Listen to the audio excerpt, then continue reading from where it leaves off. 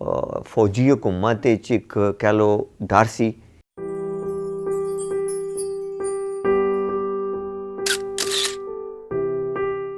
और मैं फिर आहिस्ता आहिस्ता एक मेरा बन गया प्रोग्राम। और मजे की गल तुहानूं सुणावां, 1988 का टाइम सी, बेनज़ीर भुट्टो का जलसा सी पिंड विच। मैं कंपेयरिंग कर रहा सा, शाम के प्रोग्राम सी, सलमान मुअज़्ज़म उहदे प्रोड्यूसर सन।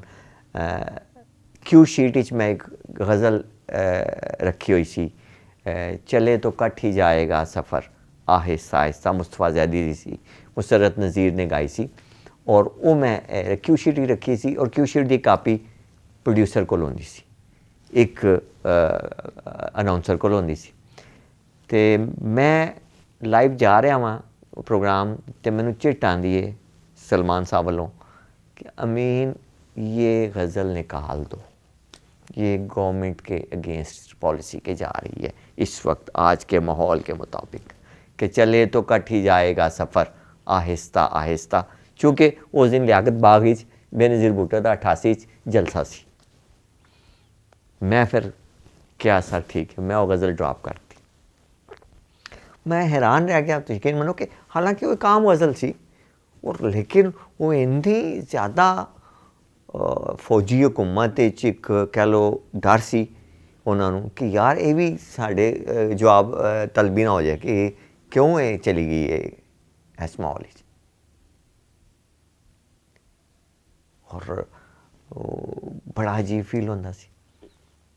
फिर 89 मैं PTV चला गया, उत्थे एक क्विज़ प्रोग्राम किया आरिफ राणा नाल, यूनिवर्सिटी चैलेंज।